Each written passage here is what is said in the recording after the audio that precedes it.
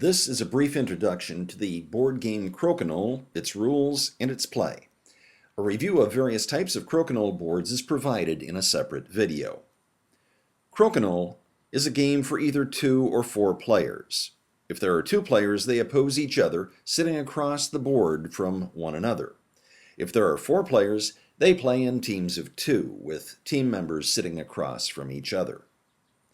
In a 2-player game, each player has 12 discs. With 4 players, the discs are distributed, 6 each, to the 2 team members. Let's look at the layout of the playing surface. The center of the board has an indented target hole surrounded by concentric rings. The purpose of the game is to score more points than your opponent.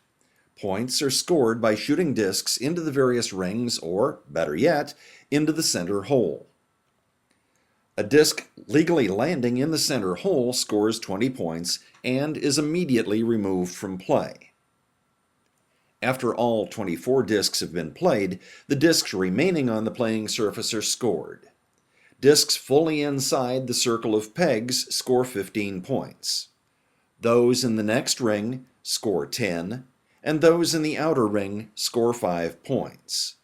Discs resting on a line are scored as being in the lower scoring ring. The following is an example of basic rules used with the permission of Mr. Crokinole. Further information may be found at Mr. Crokinole's website, www.crokinole.com. To start the game, one player takes 2 discs, one of each color, in his hands, shakes them, leaving 1 disc in each hand, then holds his closed fists out to a member of the opposing team. The opposing player will choose one of the hands. The color in that hand will indicate which team begins play.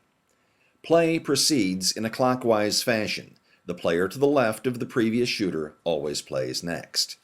Neither the board nor the seats of the players may be moved during the game. Players must remain on their chairs. Players must keep their fingers, hands, and discs off the board unless it is their turn to shoot.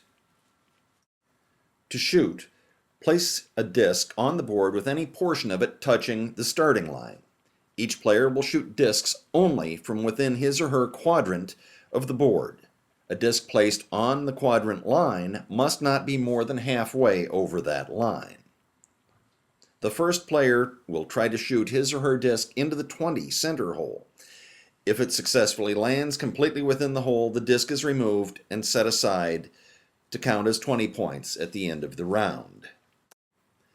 Regional rules sometimes dictate that any shot made when no opponent's discs are on the board must land at least partially inside the ring of pegs. If it does not, under that regional rule, it would be removed from play and placed in the outer ditch. If the first played disc does not land in the 20 hole and yet is in legal playing surface, the next player must shoot at that opposing disc. If she misses, or does not in any way touch an opposing disc, her disc must come off the playing surface and be placed in the ditch. Turns alternate with each player shooting to better his or her position, but being required to hit an opponent's disc, if there are any on the board, in the process. Caroms, in other words, bouncing off a post or another disc, or combination shots are allowed. In a carom shot, if the opponent's disc is not touched, both the played disc and any of the shooter's discs that have been moved will be placed in the ditch. A shot that goes off the playing surface and bounces back on is considered out of play and is removed to the ditch. A disc that touches the shooting line after it is played or has been hit does not count and will be removed to the ditch.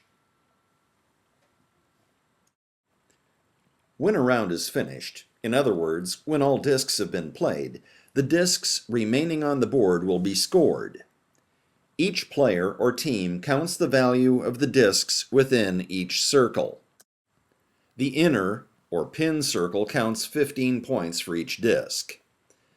Middle circle counts 10 points for each disc, and the outer circle counts 5 points for each disc. Discs that are touching lines separating each circle will be counted as the value of the lesser circle. Discs touching the starting line will not count. Add the 20s, discs that successfully landed in the center hole that may have been made during the game and that have been set aside. The difference of the count between the players or teams is the score for that round. For example, if the team with the black discs has a score of 65 and the team with the tan discs has a score of 25, the black team would score the difference, 40 points for that round. Having scored that round, begin the next round of play. The person sitting to the left of the player who started the previous round will begin the new round, and so on with each round. Play continues in that fashion until one player or team reaches a predetermined score, normally 50 or 100 points.